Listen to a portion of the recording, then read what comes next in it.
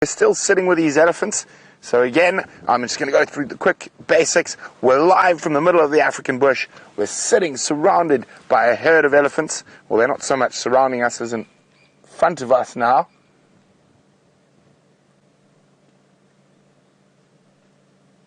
Sorry about that. I heard a Franklin alarm call and I got distracted. I think a slender mongoose just chased a squirrel. My name is Brent. I've got Gert or Carrot on camera, depending, you can use either. On the other vehicle is Jamie and Jean-Andre, and final control is Rebecca and Louise. And the Ellies are heading down towards the road. So we're going to try to jump up ahead of them. And of course, being live, you can ask us questions. And if you would like to do that, send me an email, questions@WildEarthTV, or use the hashtag SafariLive on Twitter.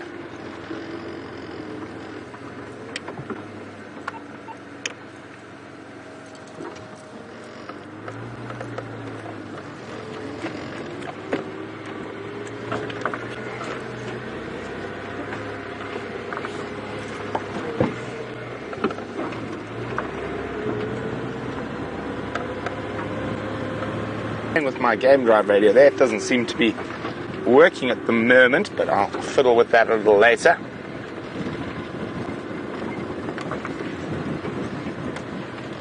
So while we try to catch up with the rest of the elephants, let's say good afternoon to Jamie.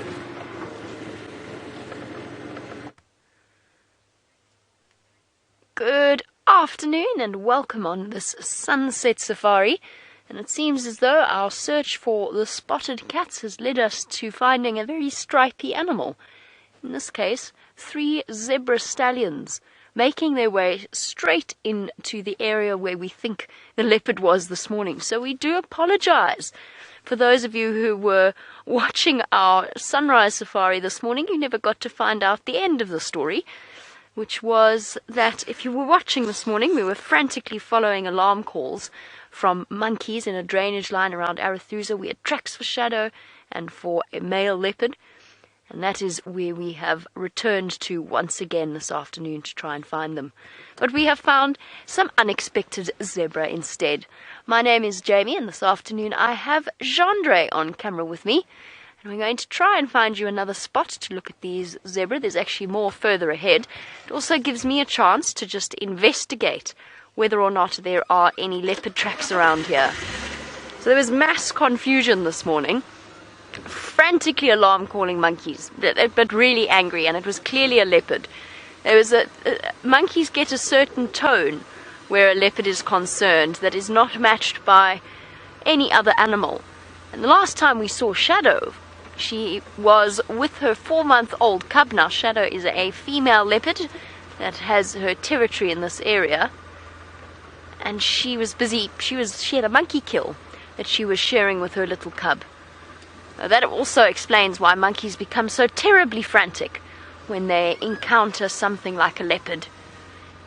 I'm trying to get a good view of these zebra. They all appear to be pulling a funny face. But unfortunately, they're also playing quite hard to get for now. But I think there's something. There's definitely some, maybe it's biting flies. Oh, excuse me. That took me by surprise. No, there's definitely something bugging me, or bugging them, and me, making me sneeze. But I noticed that earlier with the stallions that they were pulling funny faces and twitching.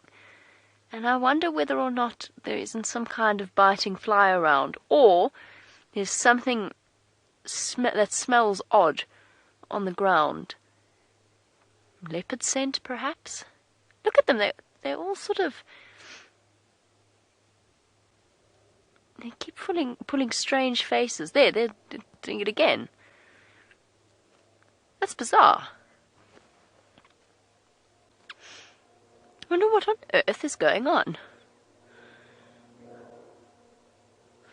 Well, as the zebra move off, Chandra and myself are going to concentrate really hard on finding Shadow as the search for shadows, or search for Shadow, makes its way into day 2. We're going to send you back over to Brent and his elephants. We'll catch up with you shortly.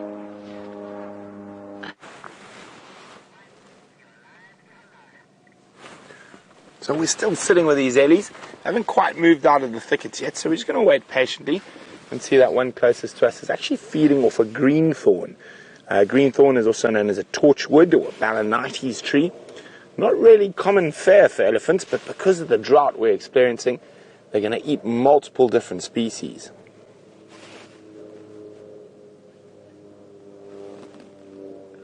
We'll just move a little bit further back, see if we can... Oh, I was going to move towards us. Let's see if we can get a slightly better view.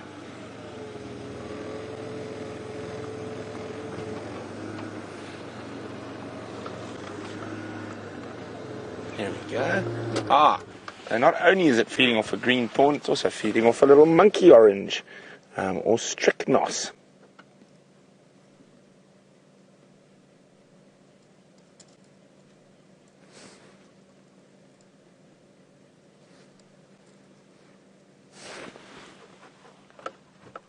Let's have a look. No, it's feeding over the strychnos at the moment, and it is eating the green thorn.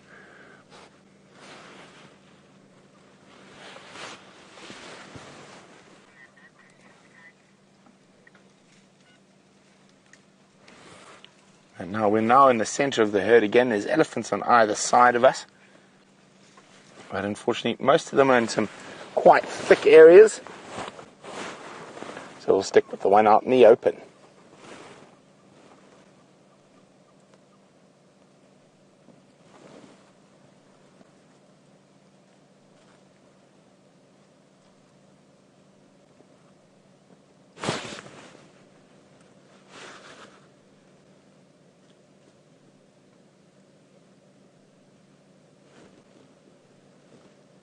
Incredible. Oh, quickly across to Jamie. Yes! Yes, yes, yes, yes. Hello, little one. Shame, the plane's making them nervous, guys. Let's just let them relax a little bit. After 2 days of searching, we've got Shadow and her cub dashing off into the bushes. Yes! Finally! I cannot tell you how good that feels. After coming so close to finding them yesterday, to have them now is an absolute pleasure. I'm so glad that this has worked out the way it has. Oh, what an enormous relief. Okay, I'm going to keep my distance for now. She's a bit nervous. I don't know if it's because of the male or because of that plane. I think it's because of the plane. Hello, little one. Aren't you gorgeous? Only the second time I have seen Shadow's little 4-month-old cub. Oh, and what a pleasure it is. We're going to stay with her, but we're going to keep our distance. We're going to try and stay on the outside edge as much as possible. So why I'm so full of joy, apart from just, there's a leopard cub in front of me, because yesterday we were so close to finding Shadow, and I had to leave the area and I was devastated. And we came so close again this morning, so to have this luck now is an absolute marvel. Oh, it's going to get really tricky in here. Oh, what beautiful timing. What beautiful, beautiful timing. I've been determined. I dreamt about this all of last night. I'm not even joking. I really did. I was dreaming about finding Shadow, and there we have her. Okay, as you can see, I'm doing quite big loops around her. Little cub is through there. Mom is very relaxed. It's just the plane scared the little one.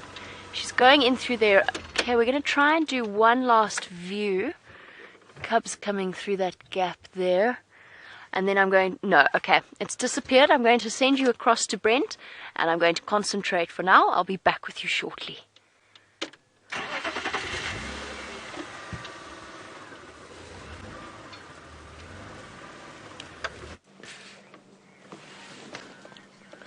There we go. We've caught up with the rest of the herd down in the little riverbed. We've got some youngsters in front of us here.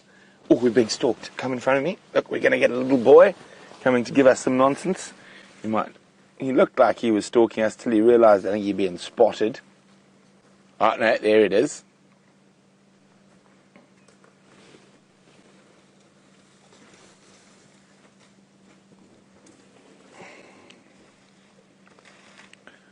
Hello, little monsters. These young elephant bulls are so full of games. I like pushing and playing. These guys are year and a half old. And you see he's digging in the riverbed, actually digging out a root by the looks of things there. Not very seriously though. Still be quite reliant on mom's milk. No, he's just playing. He likes making dust. Proper little boy.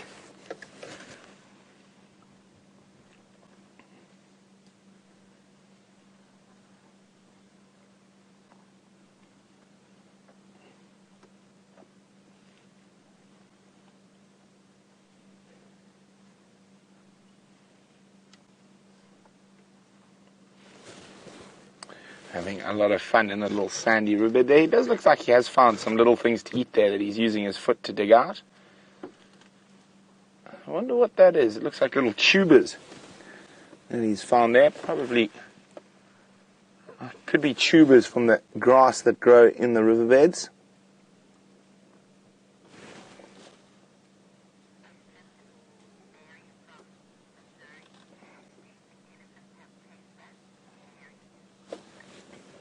Now, Mary in Missouri is wondering if I think elephants have taste buds. I most definitely do, Mary. They definitely do prefer certain trees over others, and certain fruits over others.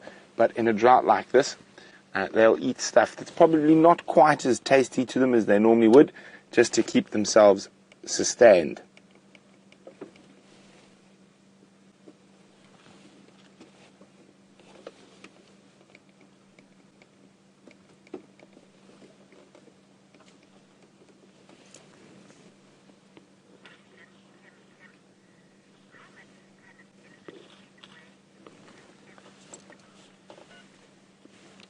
Oh, here comes a big cow.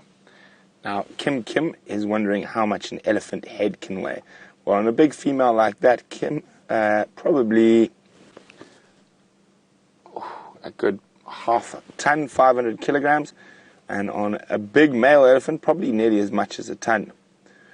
So nearly 1,000 kilograms. A big male elephant can weigh up to about 6 tons.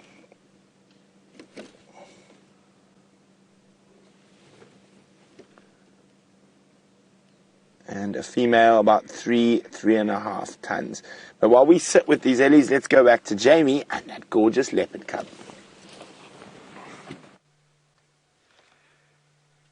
Here we go. Our gorgeous little leopard cub. Shadow is a surviving member of her most recent litter, and isn't she a beauty? I'm giving them plenty of space. You can see she's relaxing nicely, but we are just going to maintain this distance between the three of us, or 4 of us, I suppose. We can't not count Jeandre. This is absolutely so exciting. I really am thrilled that we could share this moment with you. Mom is off to the right, and they have found themselves a refuge in a peltiforum tree, or a weeping wattle. There you go. Mom is in the tree itself, but unfortunately Jeandre doesn't have the best view of her. Now, you're back with us, and we don't have the most fantastic view, but we are going to just stay. This little cub is very, very relaxed. She's had plenty of vehicle activity around her, especially since Shadow decided to den in a spot that was right on a main road. But the combination of our arrival, timed with the aeroplane coming past, mainly the aeroplane, was what spooked her a little bit. But you can see now she is relaxing beautifully. And we've kept a very healthy distance between us, mom and cub. If this is your first safari, this is Shadow, the 9, nearly 10-year-old female, daughter of Karula, the Queen of Djuma, and her newest addition, who was born in March.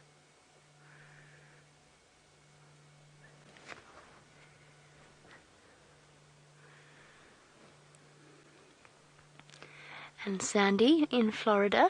Yes, I did indeed this morning say there was a male leopard. We knew we were following Shadow, but we picked up on male leopard tracks as well. And we sort of came to a point where we were very, very confused about what it was that the monkeys were so upset about. Sandy, no, this little cub isn't in any major danger. When we stopped to look at the tracks properly, it was clear it was either Tingana or Anderson in this area. And the reason I know that is just sheer size. If it were Sandile or another young male, another young mysterious male, there is no way that they would be the size that they were. These were big male tracks. And they came in here. Shadow would not bring her little cub into this particular spot if she felt that there was a danger from a male. So she's spending their afternoon at this peltiforum tree, in the safety of its boughs, but you don't need to be worried at all. The female leopard Shadow, she's mated with Tingana, definitely, and Anderson male, definitely. So they are both potential fathers of our brand new little cub. We don't need to stress too much about the fact that there is another male in this area. Right, guys, there are people coming out on game drive now. So I'm going to call them and let them know that we're in now. It gets a bit tricky here because our game drive comms are somewhat not always the best, but Mom is lying down, which is really good news. It means that she's planning on spending a little bit of time with this cub, and therefore we've got a little bit of time. So while we just hop on the game drive channel very quickly so that I can chat to the guys, we're going to send you back to Brent for now. She's going to come down the tree, of course. Silly girl. Oh no.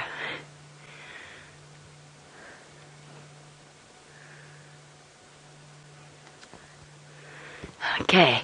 Wonderful. Little cub coming down the tree. We've got to see that. Oh, you're settling at the base. I was so worried that you were going to miss Mom coming down. But luckily, that has not been the case. I wonder if Shadow is off on a hunt. Guys, I do need to hop on the game drive channel. Stations, I've got Shadow and Bantuan here, just to the southeast of that drainage where we had the monkey alarm calling on Buff Skull South. I went off the road at Buff Skull South to the east.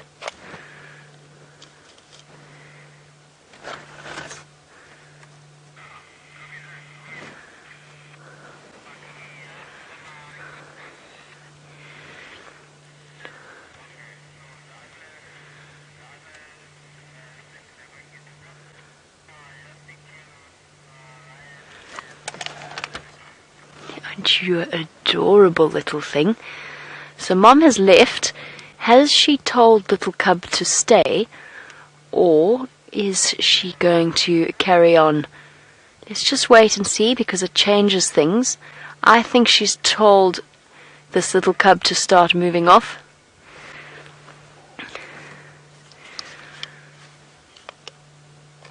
Okay, Shadow's now mobile. It looks as though she's leaving the Bantuan here. I'm not sure what your policy is in terms of numbers. It's quite open where we are.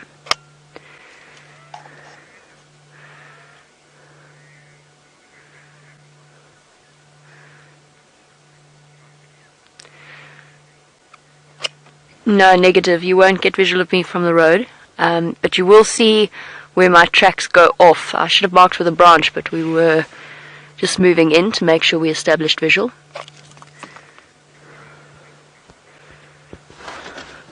Sorry guys, bear with me. I'm just guiding one of the other vehicles in, and that's ideal for us because it means that we are able to pass on control of the sighting to them. I'm not sure what is happening with Brent, if he has gone black screen, if he's vanished or not. I do need to just concentrate on trying to get other people in here. It is very, very tricky. You saw the area that we were in. So we do need to, for now, send you across to Brent. I will be back with you shortly.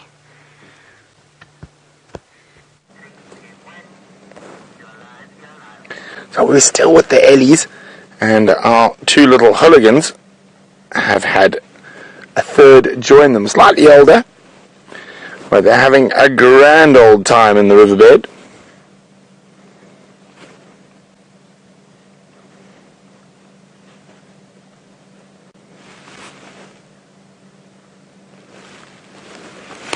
So he's still digging up, it looks like little tubers off the grass. Off the reeds that grew once there was water a very long time ago. They're really making the most of every little bit of morsel they can get.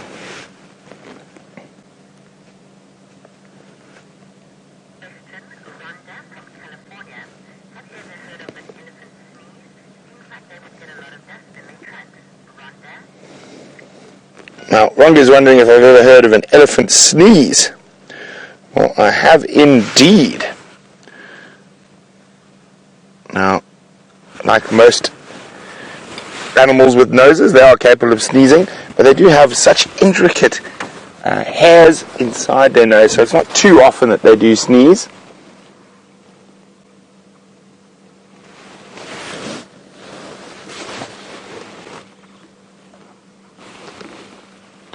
I think this is more of a game than actual too much feeding going on here. A little bit of pushing and shoving. So hey guys, it's going to be on the game drive.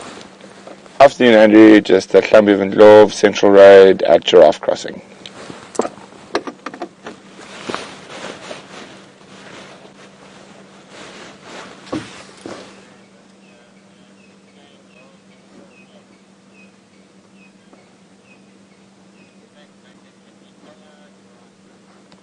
Kind of using a foot there to remove that little piece of reed. I just want to see what they get out of there. If there is a tuber underneath or just the root system.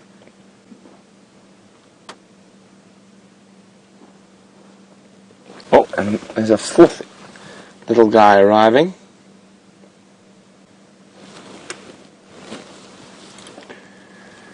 And all look to be little boys as well. No little girls in this little group.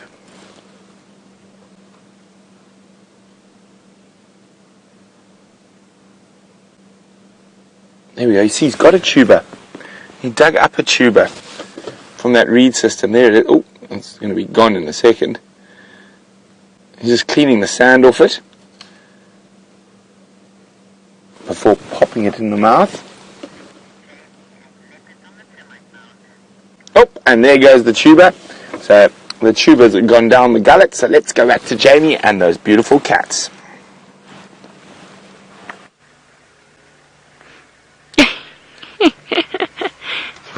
It's an odd sentence that one doesn't hear every day.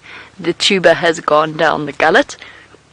Here we are still with the marvelous Shadow and her beautiful little baby. Oh, stretching out just a little foot, poking its head out over the top of the termite mound to her right. And there is Shadow. Absolutely awesome. Okay guys, I'm just going to have a quick chat to Cedric. He is the one that is approaching us in the sighting.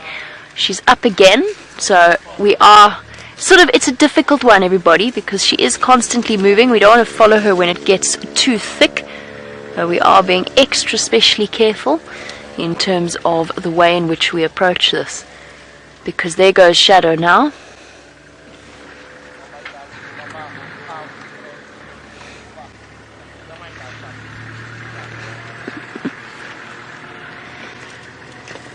watching Mom disappear. And the little cub tends to wait for a little bit, delay its departure, and then go shooting off in her direction. And they are, hello gorgeous. Are you beautiful? Are you absolutely beautiful? And what we don't want to do is follow the cub or switch on and stress it out at a time when it's separated from Mom. So we'll watch it for a little bit and we'll wait for it to see if and decide if it's going to go dashing off after Mom.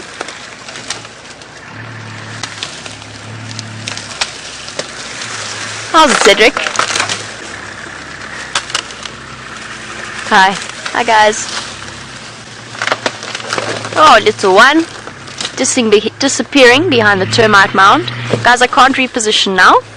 Obviously, we definitely don't want 2 engines on during this sighting, so we're just going to settle for now and just wait and see what happens while Cedric repositions. I think the cub is still on the termite mound. I think it's just on the other side, but I really don't want to stress the cub out in any way, so we're not going to turn on the vehicle. We are just going to sit here patiently and wait for our opportunity to move. We're not going to go just yet though. We are going to have an opportunity to spend some time with it. You can hear the Sesticular's alarm calling at Shadow.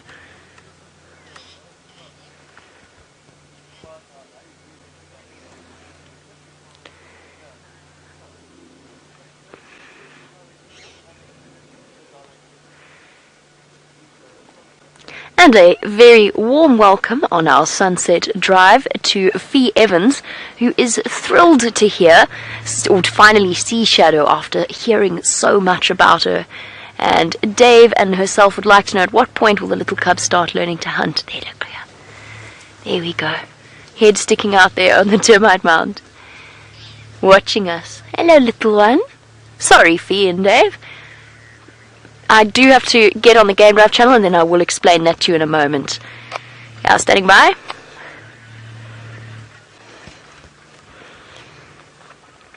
That's affirmative. I heard the Sesticulars though sounding a bit more east of that termite mound. Okay, sorry guys. And to Fee and to Dave, the little cub will start to hunt. Even now, she will be practicing and building up her skills, but she won't be fully is Cedric just telling me where Shadow is? She won't be fully independent until she's about 1.5 years or even closer to 2 years old. They learn to hunt and they make their first kills in terms of little squirrels, little mongoose, anything like that. That's usually around 8 or so months of age, 8 or 9 depending on the cub. I heard a rumor of a little leopard cub and it was a female. And it's usually the females that learn to hunt sooner than the males. They show a lot more independence. But it was a female cub that killed a male impala at 9 to 10 months of age. Or not a male impala, an adult impala. Now that to me is the most incredible thing I have ever heard of. There's a female called Salaheshe that lives next door to Shadow. Her territory borders on Shadow's territory. And her cub, Tiani, who has only recently been named, is rumored to have killed an impala at 9 months of age. But that is remarkable, truly remarkable. Hello, look at that face. Are you gorgeous? Look at those green eyes. Such a contrast to Karula's little ones. Karula's little ones, of course, with the male Hosana's eyes being a mixture of brownish blue, and his little sister, Shungile, with the bright, sparkling brown eyes. Really, really rare to see in a leopard. But their little, what would they be? They would be, they'd be this cub's niece and, they'd be her aunt and uncle, weirdly enough, since their mother is Shadow's mother, and Shadow is this little cub's mother. But she's got bright, sparkling green eyes. And I have to say, I really have a soft spot for this little girl. After all of the drama that she went through. Hello, gorgeous. Are you beautiful? And that combined with the fact that when I last saw her, she had a monkey kill and hissed at Mom when Mom went to try and to feed on it. And look at how enormous her ears look. Don't her ears look too big for her face? You are such a gorgeous little girl. You really are.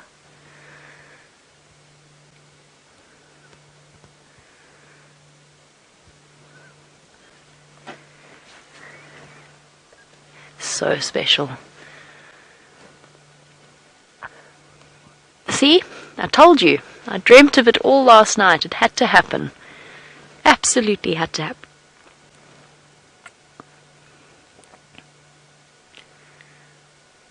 She's looking back in the direction. Cedric is with her mother, Shadow, about 20 meters away. 60 feet. And Gilly, I'm really sorry to have to break this news to you. I keep forgetting, of course, that people don't necessarily watch every single day. Gilly, Shadow did have 2 cubs initially. She lost one. We don't know how. We know that it happened at the beginning of May. We don't know exactly when, but we know that it was around between the sort of the 1st to the 5th of May. No, between the 1st to the 10th of May. That was the period during which she was seen with 1 cub, and then with 2 cubs, and then all of a sudden, just 1 the whole time. So it is that really sad aspect of life. I know that you are familiar with that in terms of leopard cub mortality. A 70% rate will die. 70% of leopard cubs, statistically, will die before their first birthday. Okay, let's reposition, guys, and get a little bit of a better view now that the cub is relaxed once again, before we do have to leave the sighting. And no problem there, you can watch as we do. You can make sure that we keep a nice eye on our cub. She's just ducked behind the termite mound, so I want to make sure that she isn't moving to Mom, because I don't want to make her feel pressured in any way. But let's just see what she's doing. Give her a nice wide berth. But this little cub has no shortage of spunk and no overload of fear. She is a bundle of joy and mischief to all of us.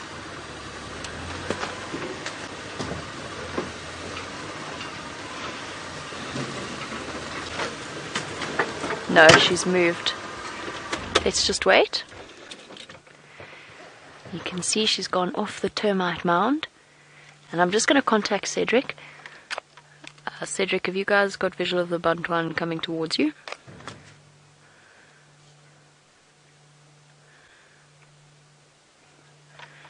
Okay, copy. I'm going to stand by here. Just call me when you think it's okay to approach. She's calling her cub. Obviously decided that the distance between the 2 of them was a little bit too great. So giving that almost frog-like call.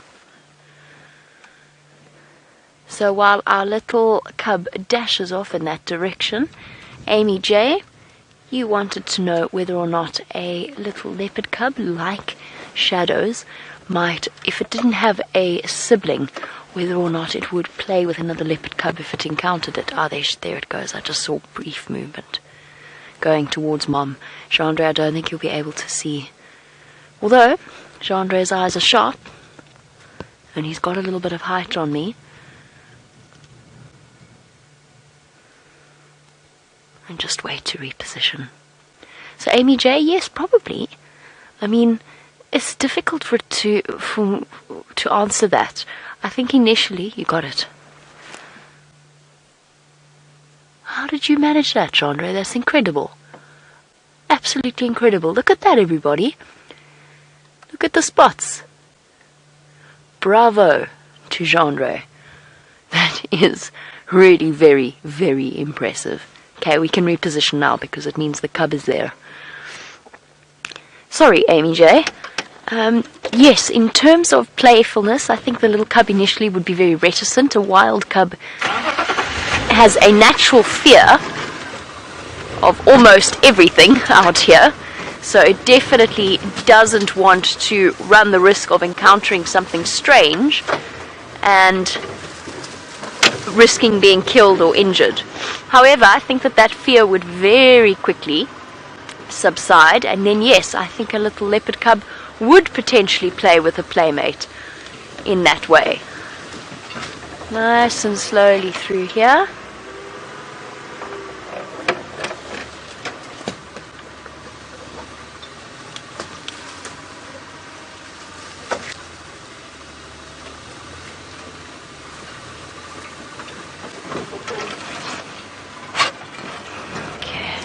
I just need to concentrate here on figuring out exactly where she is and getting around without scaring her.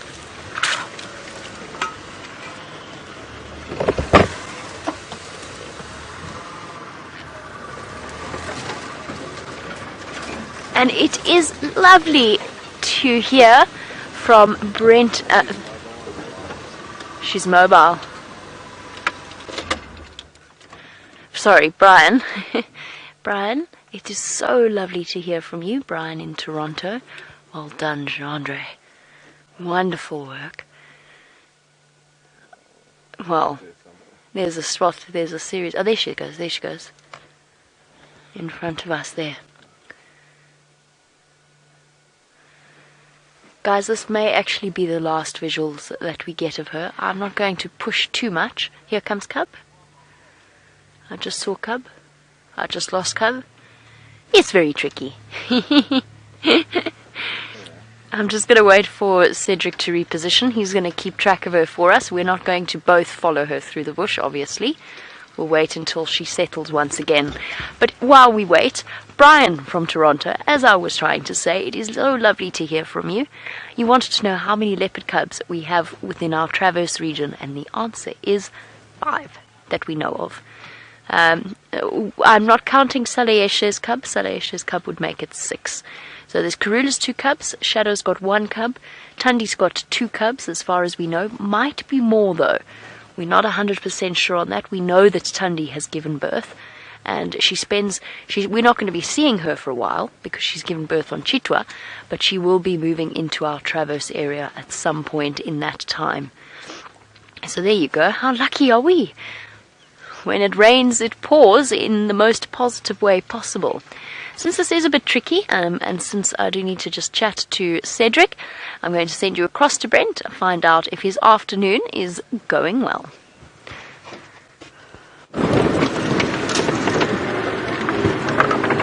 So we've decided to come check on another set of cubs that are on Djuma at the moment.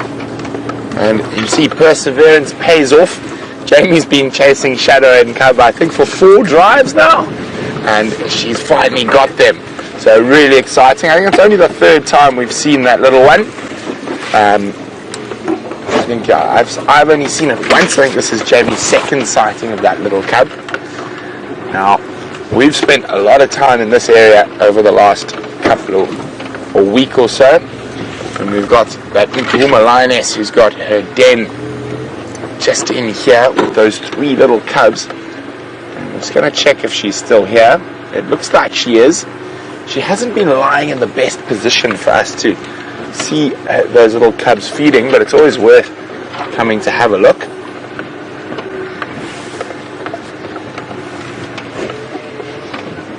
Well, at least her belly's facing us now, so we might actually get a better view of the cubs. Let's have a look.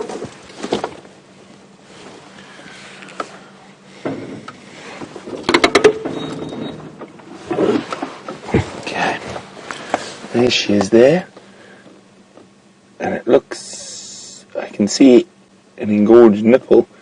Now, where are the little monsters? Looks like one just lying next to her there. Look at her paw draped over the branch. She looks very, very comfortable.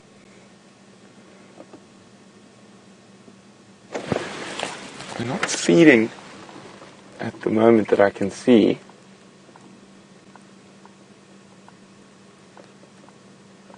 But it might be worthwhile just sitting here for a little bit and trying to see what's going on.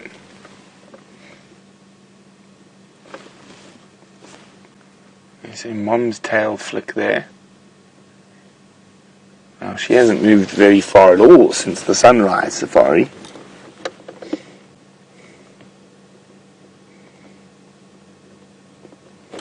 Now, where her paw is draped, I thought I saw a little bit of movement just underneath there.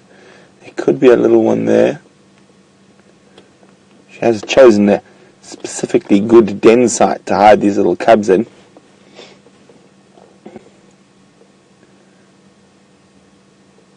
Now, they could be lying behind her back. There we go. Underneath her paw. There's one. I thought I saw some movement there.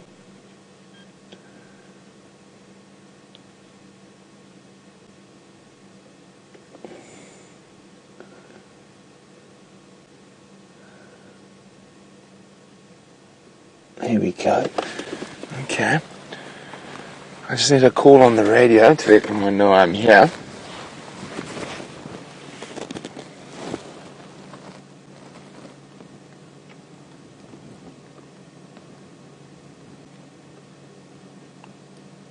It seems like my radio choice to use the radio both this morning and this evening seems to be when everyone else wants to talk to each other.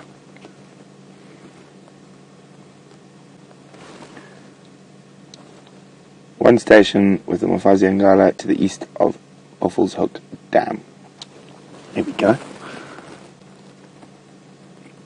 Oh, you can just see the little movement there in the cub again, just below her paw. Come on, guys, crawl out into the open. Come say howdy.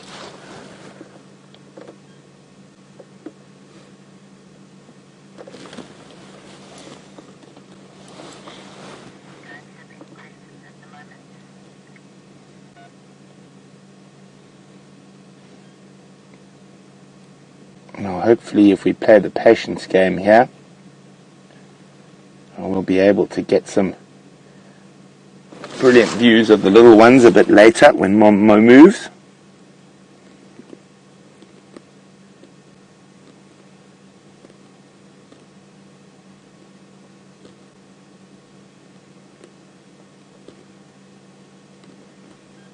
She looks so comfortable with her paw draped over that fallen branch of a knobthorn tree.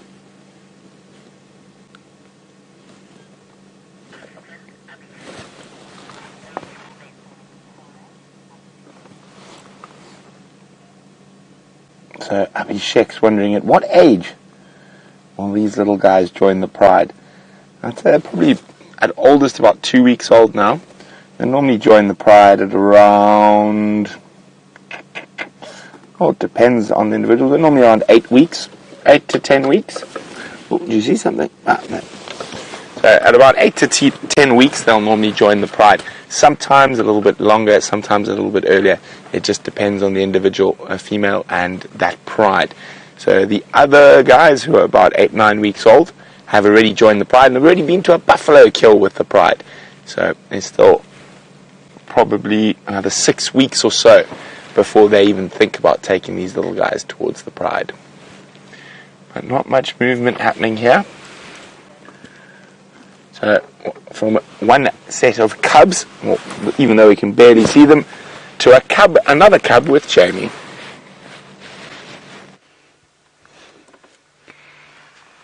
Hello, gorgeous. Aren't we just having the most marvelous time? Lion cubs, leopard cubs, we are absolutely spoilt. Our Shadow does keep moving off. However, she's not hunting. She's trying to search, I think, for a place to hide her cub. Because she keeps moving off and then waiting and then calling the cub back again in order to tell her to follow her. I think she's looking for somebody or somewhere to hide it. Oh, where are you going? Where are you going? You're going up the termite mound, Is that the way to go?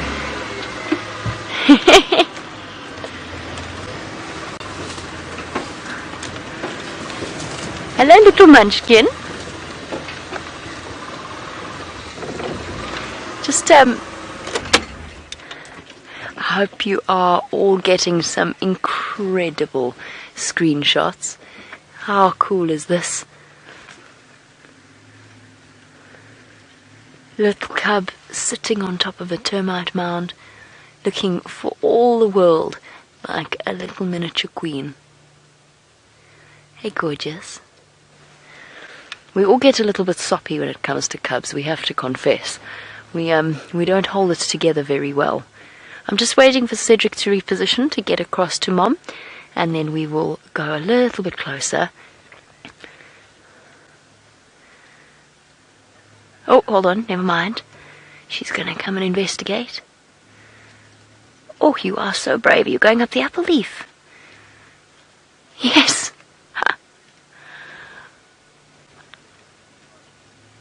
How awesome is that? 4 months old, and just look at those tree climbing skills.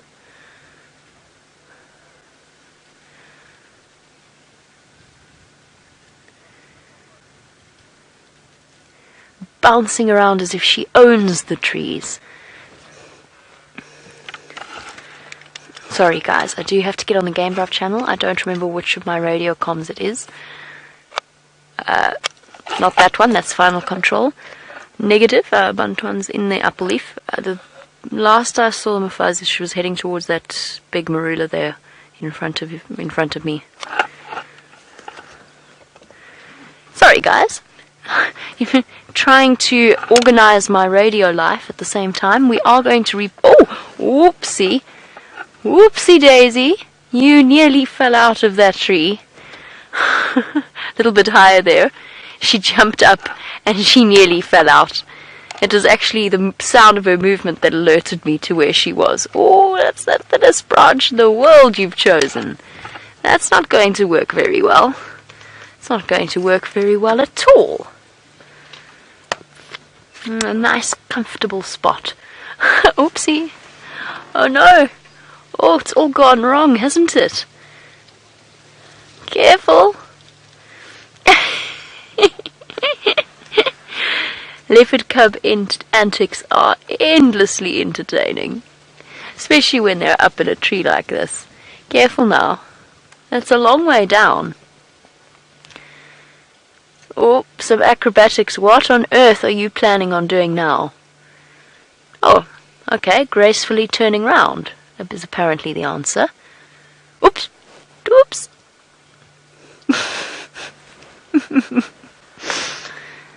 Careful. Just there, just a little bit to the left. Foot a little bit to the left. There you go. Okay, you've managed to stabilize yourself now. She's now straddling the branch. Now the only way I can see out of this little one is if you unhook that tail.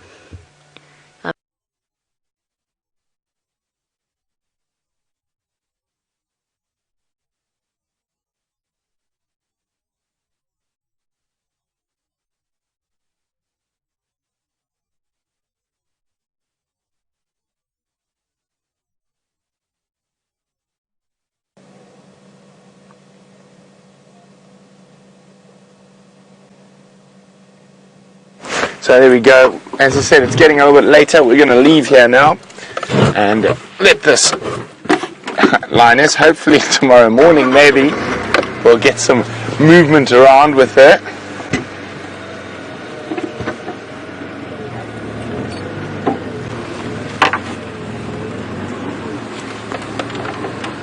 And she hasn't even lifted her head as we move away. Now, Thomas in Pennsylvania is wondering, with all these lion and leopard cubs around, will there be enough territory for them all?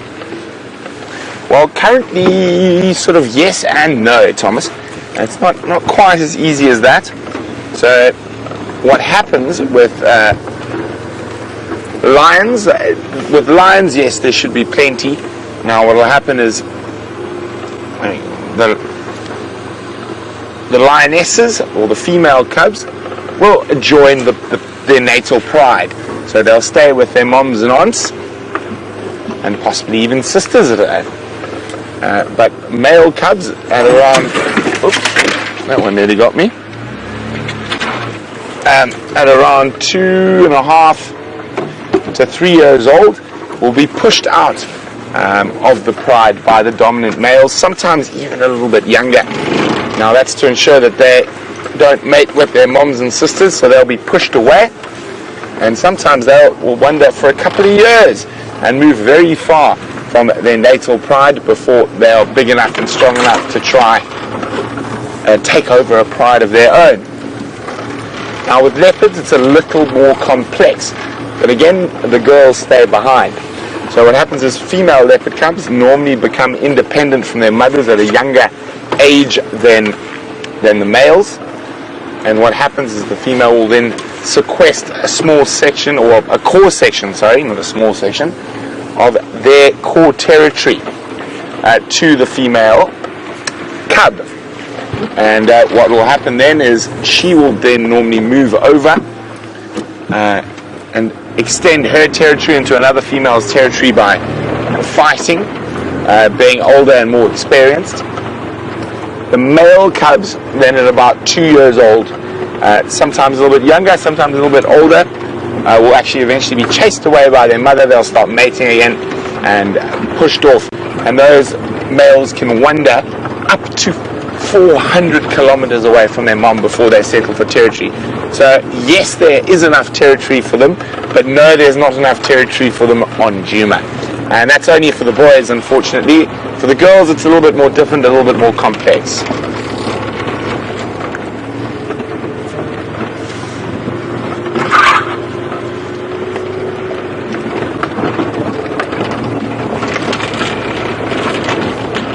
Okay, so we're going to meander on, see what else we can find. I'm going to start heading back towards Sydney's waterhole, just in case those wild dogs from this morning decide to head back to the west.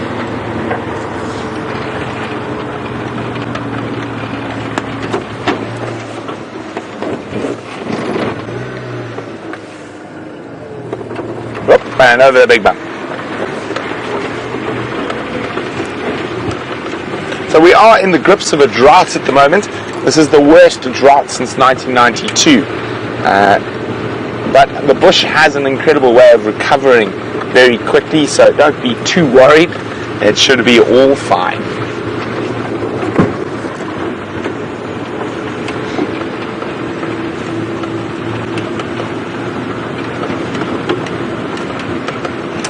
Oof, but nippy.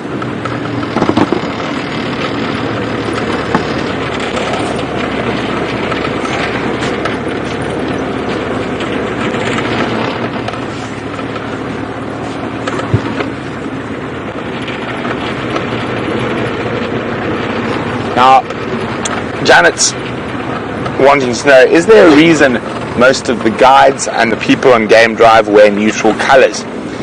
Well, there's quite a big misconception that animals get offended by bright colors. They don't.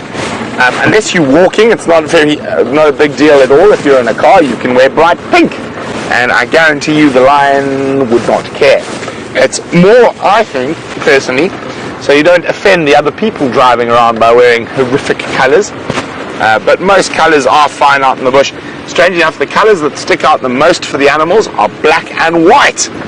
So any solid color would stick out most for the animals. Now, a lot of animals see in various shades of grey, so that's why black and white would be the most prominent colors for them to see.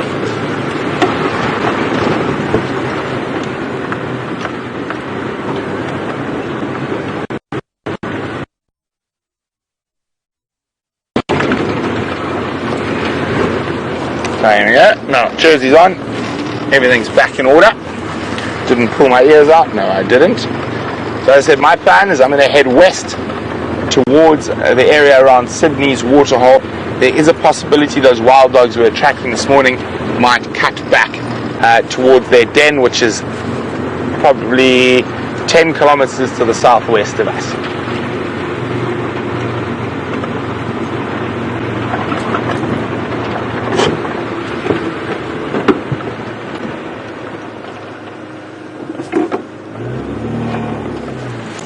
Yeah, what is that?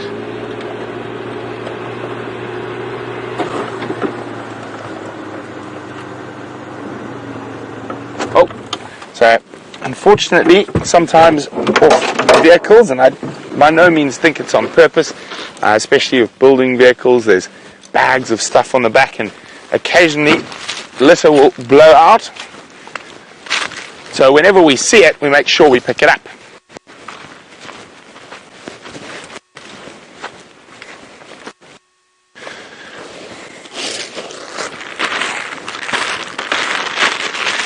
Wow.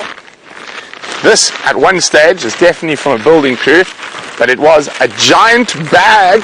And when I say a giant bag, I don't think I've ever seen a bag of ginger biscuits that big. And of course, I think what happened is it just accidentally blew off the back of the car. So if we do see anything, we always try to pick it up. That colour scheme is not something you see too often out here in the bush, so caught my eye as I was driving down. Now we have to go through the whole ear process again. There we go, back in.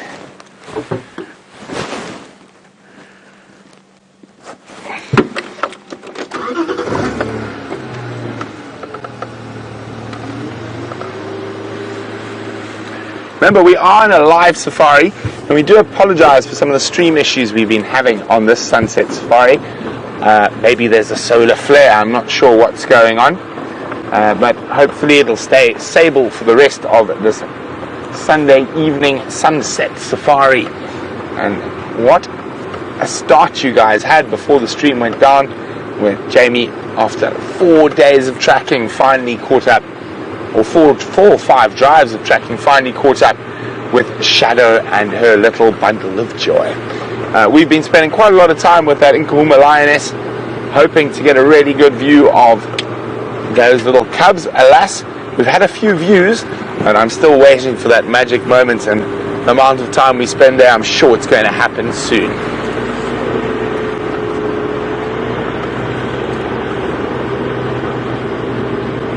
Well, everyone's saying apparently thank you for picking up the rubbish. It's my pleasure, and I will always pick up rubbish when I see it. And while we head towards Sydney's waterhole and the hope of the African wild dog, let's go see how Jamie's going.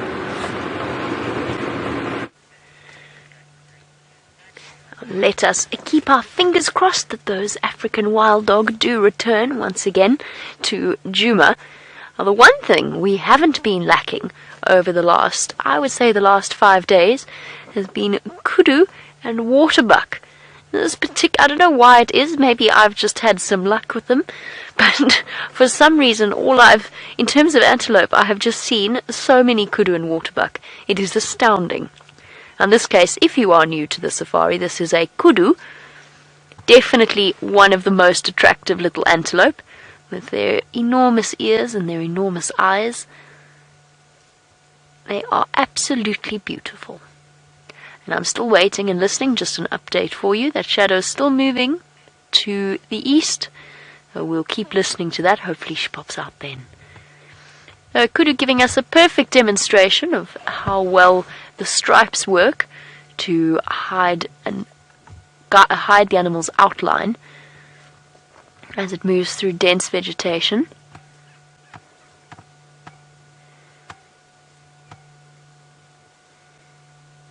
Something I've realized.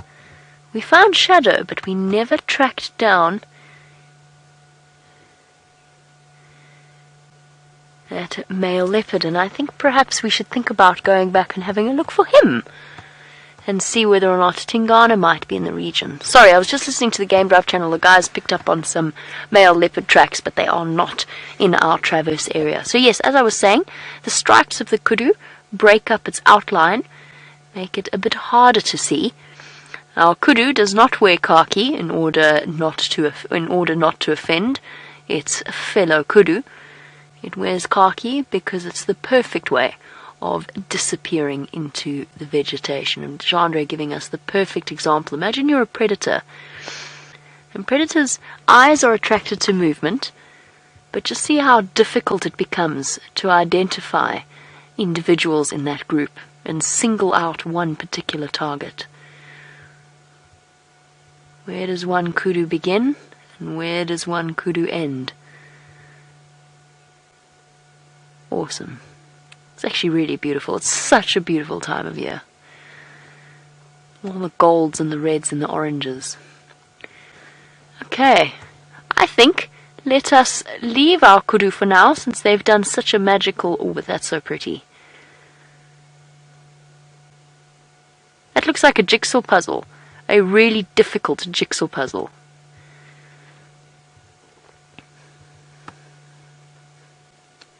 A cohort of oxpeckers sitting on her back. The birds that pluck off the ticks from in the kudu's fur. And a wonderful question from Ben, who is 14 years old. Now, at one point recently, when we were watching kudu, I did the kudu phlegm and grimace, and then I did my own imitation of the kudu's phlegm and grimace. Every time I see Herbert now, he comes up to me and says, "Jamie, please do the phlegm and grimace for me." It really does.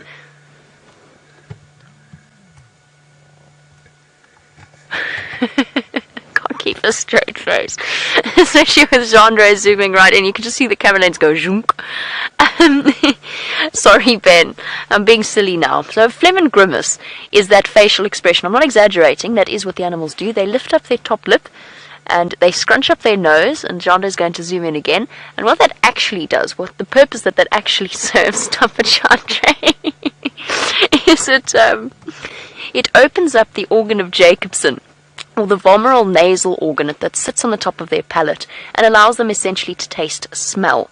Now, Ben's question is, do all animals phlegm and grimace? Almost all of them do.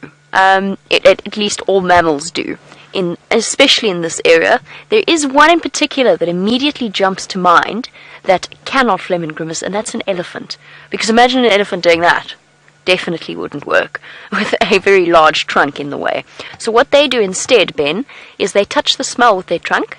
So they touch it, if it's urine or whatever it may be, and then they take the trunk and they put it in their mouth onto the organ of Jacobson, and that is the equivalent of an elephant's phlegm and grimace. Best phlegm and grimace of all the animals, I feel, is the white rhino. It looks as though it's puckering up for a really big kiss, a really big sloppy kiss, and of course they've got those broad, flat lips. So it's absolutely wonderful. No, I'm not doing the phlegm and grimace. I'm not, no. I have thrown my dignity upon your mercy, and you've proved to be merciless. I'm not, no more phlegm and grimaces today. But it's a very good question from Ben. And Ben, you know, of course, that the organ of Jacobson is most important in our reptile family. And there's no reptiles that phlegm and grimace at all. They will instead, that's what the flickering tongue motion is all about. It's about sensing the air particles, or picking up the particles that are creating the smell, the chemicals that are creating the smell, and placing them, bringing them, drawing them back into the mouth, into the organ of Jacobson. And technically, the organ of Jacobson is only reptiles. The males have a vomeral, mammals have a vomeral nasal organ. But it's essentially become the same thing for, just in terms of ease of description. So a lovely question, Ben. I'm trying to think if there's any other mammals that I have never seen phlegm and grimace. Of course, the leopards and the lions look terrifying when they do it. Mongoose are really cute when they phlegm and grimace. What else? Is there anything else? No. Every other mammal out here, Ben, phlegm and grimaces, except I have not seen elephant shrews do it, but I don't think that's quite the level of what you were asking, because I'm not 100% sure whether or not they do or do not phlegm and grimace. I imagine that they do. And it serves a very important function, and it's something that we have a residual vomeral nasal organ, but it's completely non-functional, which is why human beings don't walk up to other human beings and phlegm and grimace at them, at least not without trying to be amusing in some kind of way. But imagine if we did, and our ancestors did do that, at a time when instinct, where our sense of smell was far more important to us. The social dating ritual that has now been replaced apparently by a great deal by social media and constant messaging people and whatever other new fandangled technology happens to have hit the courting scene or the dating scene or however else it worked. Imagine, that would have been walking up to somebody, having a jolly good sniff and then going at them. It's not all that attractive, is it? It's not an attractive facial expression, but it would have been the norm at the time. One more time, Jean. No, you're too fast on that zoom. I'm now worried I got something in my teeth. Give it a quick scrub just in case. And my lips are really dry. No more zooming in. Let's go find out what's happening at Arathusa Dam, shall we? Moving bravely along from our bizarre facial expressions. At least I feel James's are funnier though. James's phlegm and grimaces are funnier. There's just something innately funny about James anyway. I guess that might be why. I'm getting really good at spotting leopard termite mounds. Nobody panic. It's okay. It's just a termite mound this time. There's now about 6 people waiting to see Shadow and her cub, so I'm glad that we left when we did. Still hoping though that at some point they're going to return to us and that we can have them have the pleasure of their company on Djuma tomorrow, on the sunrise safari perhaps. As soon as the sun starts to disappear, it gets really very chilly.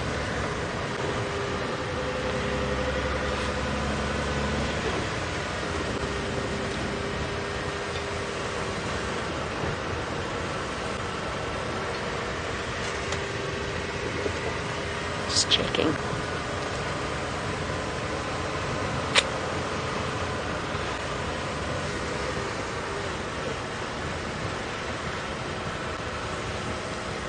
And we've got a herd of impala. No, we have one solitary. Oh no, there we go. That's going to be impossible for Genre to show. You think you want to? I think it'd be nice in the backlighting. Oh, perhaps. I suppose the sun is quite low. Genre, of course, teaching me all kinds of things about the techniques of camera work. I'm basically a cameraman now, having borrowed his jacket the other night that says cameraman. Cantering over the termite mound. Actually, that's really beautiful. Wow, that's pretty.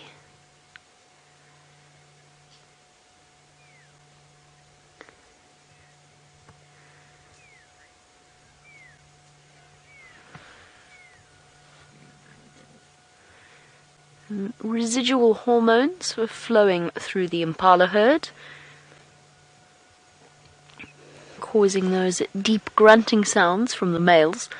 And I've noticed quite a few herds recently have been split up by the rams, collecting females in the hope of being able to pass on the next set of genes. Unfortunately, they are very much barking up the wrong tree because the female estrus cycle is over. There's alarm calls from the lodge. It sounds like small children playing in a swimming pool. I'm frozen mid-sentence, wondering what on earth was going on there. So did she. This lovely impala on your screens. She's very pretty. We don't stop and appreciate our impala all that often. We kind of take them for granted because we see them all the time. But just look how beautiful they really are. Beautiful and exceptionally graceful and delicate. What have you seen? She's seen something that's put her on alert, but none of the other impalas seem to be terribly bothered. It may well even just be a francolin moving off in the bushes, or some other impala that she hasn't quite managed to identify. But you don't mess with an impala's eyesight.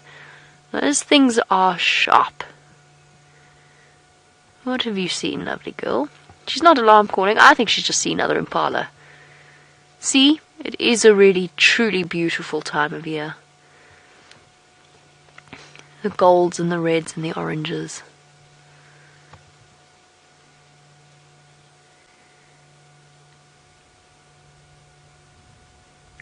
Absolutely stunning.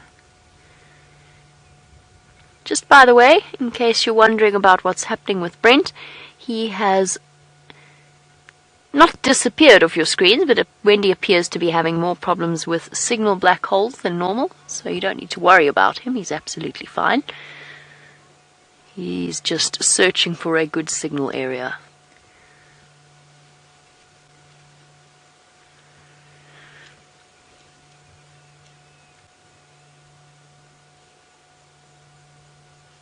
Gosh, this is so pretty.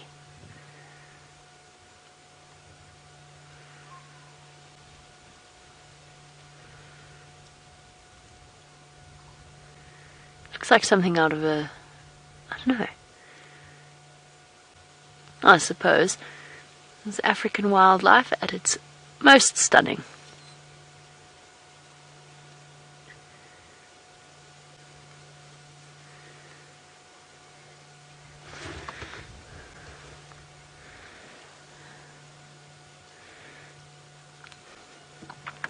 And as we leave our beautiful impala scenes in the afternoon wintry light, Jonathan, welcome on our sunset safari. I hope you have been having a marvelous time. We're going to carry on towards what might be quite a noisy Arathusa Dam experience, but let us go and investigate. Jonathan wants to know a little bit more about our responsibilities as guides. And the answer, Jonathan, is apart from guiding our live safaris, we are required to look after the vehicles, make sure that they've got fluids, their tires are okay. If something's wrong, reporting it to the wonderful Opa, who will then look into it for us and hopefully fix it. Those are generally our main responsibilities. It's the one amazing thing about this live safari experience that I think for all of us, none of us have experienced before, is the fact that we have, compared to a normal guiding career or a normal guiding job, we actually have very few responsibilities. We take the crew out every now and again to go and see a sighting or something similar, but other than that, if your day in the life of a safari guide, especially where I used to work, you would check the vehicles in the morning, pack your hot box, so your coffee, your tea. You might be able to, if you have a tracker, he might share those responsibilities. Have coffee with the guests first thing in the morning, wake them up first thing in the morning, take them out on game drive, maybe do a walk at 11 o'clock after breakfast that you've just sat with the rest of your guests. Then you might have to go and do an airstrip pickup or whatever else it happens to be, and then you carry on to the afternoon game drive, and then you sit dinner until your guest wants to go to bed. And as marvelous as that experience is, it can be quite exhausting. So as Safari Live presenters, the not having to look after people, not that I'm saying we don't enjoy it, but to have that break from looking after people is really very pleasant. We don't have to be, you don't feel like you're at work when you're having dinner, which you do if you're working at a safari lodge. But you get on very well with your guests, and it's wonderful. But we sit with a group of friends every night and enjoy each other's company. So our responsibility is basically to report problems as we see them. We get feedback meetings where obviously we are critiqued upon our performance. And it's not always negative, it might be positive, it might be talk about how we could handle the situation slightly differently, what would be easier, just in order to bring you guys the best possible live safari experience. So those are the sorts of things that we do. I mean, our cameramen have an enormous amount of responsibility. They've got all kinds of archiving and other things that Jean-Andre does mysteriously in between drives. They always seem to be incredibly busy. It's not just us as safari guides. Wild Earth functions as well as it does because it's got such an incredible team behind it, and a team that works unbelievably hard at different times. Alright, speaking of our team, we have a teammate back in play, and that is Brent, who has found a very large elephant outside final control.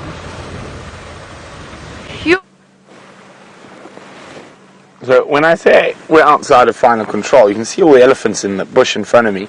When we arrived, they're actually standing. There's the bucky, and that's final control there. There's the thingamabob that jigamajags you the signal.